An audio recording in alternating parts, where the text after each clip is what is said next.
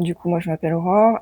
J'ai donc 3 enfants, 3 garçons, de pères différents, donc je suis en garde alternée.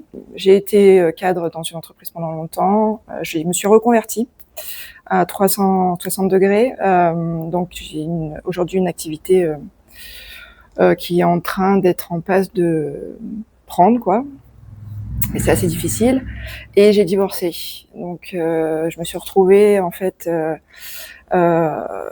sans revenu suffisant, et donc à me séparer, et donc pas avoir de lieu où loger avec les 3 enfants. Mais je me suis confrontée en fait à la problématique de trouver un logement en étant une femme seule avec des enfants. Mais là, je me suis vraiment retrouvée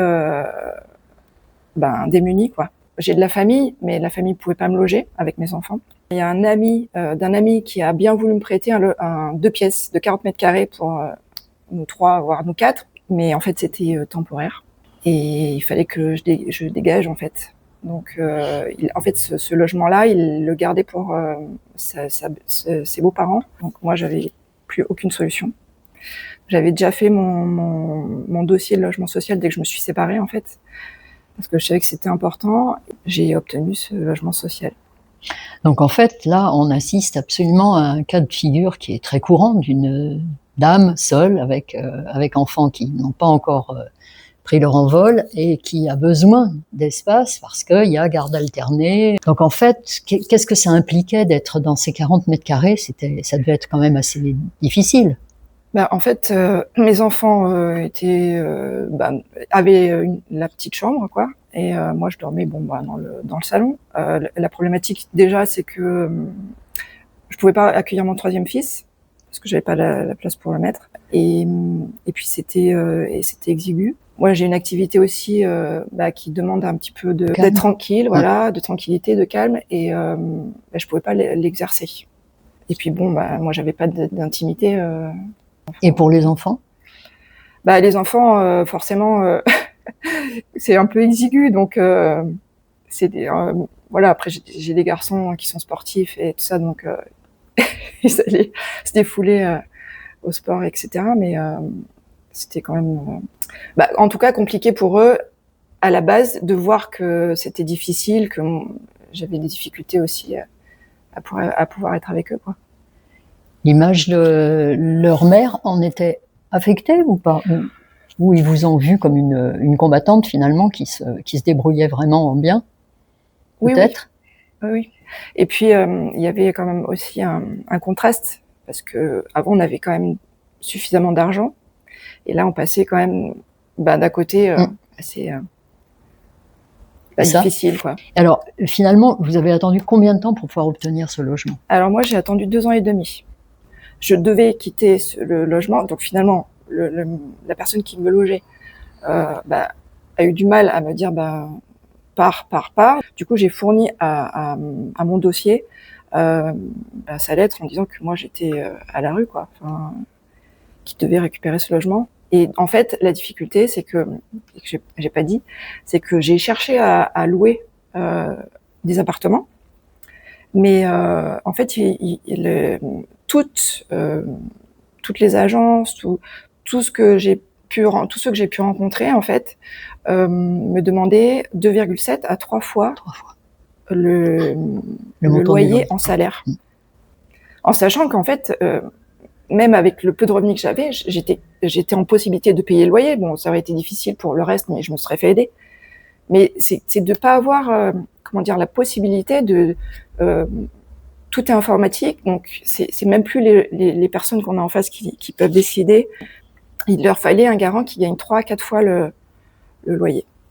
Donc ça a été vraiment ça la problématique, parce que j'étais prête à prendre un 2 pièces, un autre 40 mètres carrés pour nous loger, quoi, pour nous mettre en sécurité. Mais là, c'était impossible. Il n'y a plus d'interlocuteurs, tout est automatisé. Enfin, Alors vous avez dit sécurité.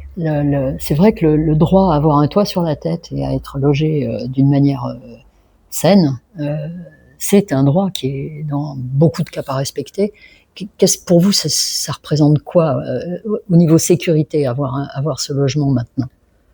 Ah bah ça change tout, parce que déjà je suis plus en train de me dire il faut que j'aille ici, il faut que j'aille là. Enfin, à un moment donné, j'avais envisagé d'aller. J'aurais pas eu ce logement, je serais allée chez mes parents, moi, parce qu'ils n'avaient pas la place pour accueillir mes enfants. Je serais allée chez mes parents et les enfants seraient restés chez leur père. Et j'aurais eu la capacité, en tout cas, d'être avec mes enfants, vraiment. Donc vraiment une sérénité, quoi. Une tranquillité, une sérénité. Et puis en plus, ben voilà, une stabilité. Aujourd'hui, je suis chez moi et voilà. Bon, et alors maintenant pour les enfants, puisque finalement c'est autour d'eux que toute la problématique se construit. Ils se sont adaptés tout de suite à ce logement. Qu'est-ce que ça a changé pour eux? Ça a changé quelque chose? Oui, parce que d'abord, ils avaient un toit et ils savaient qu'ils allaient rester là, voilà, que c'était sûr, parce qu'à chaque fois, ils me disaient: «Mais on va aller où? Comment on fait?» Enfin, ils prenaient sur eux aussi, mais voilà. Donc vraiment et puis leur bien-être, quoi. Aussi proche de leurs endroits de sport, de pouvoir y aller à pied, parce que du coup, c'est pareil, on était quand même très excentrés. Ça a changé leur environnement, quoi. Et puis notre équilibre aussi, à tous les 3, quoi. Et du coup, j'ai pu mon grand a pu passer aussi des moments avec nous, sans se dire: «Non, je peux pas rester, il faut que je m'en aille». Oui, parce que alors, très souvent, quand on parle de logement, on dit bah, les gens ont qu'à aller habiter ailleurs, c'est là où il y a des constructions, etc. Alors que leur vie, leur travail, leur réseau social est ici, est à Vence. Donc ça, pour moi, ça n'a aucun sens. Mais là, c'est bien la preuve que l'équilibre est autant dans l'appartement lui-même que dans tout ce que ça représente autour, quoi. Ouais. Et moi, j'étais en garde alternée, donc je pouvais pas partir à Tataouine, quoi. Ouais. Je veux dire, le père est sur Vence, je pouvais partir sur Nice, mais comment on faisait pour l'école? Enfin, l'école était à Vence, enfin, comment on fait? J'ai essayé de trouver des logements aux alentours, j'ai fait tous les alentours, même si je devais les amener le matin parce que le bus est pas là, ou même un peu dans l'arrière-pays, que ça prenne 2 heures pour. Mais en fait, non, c'est.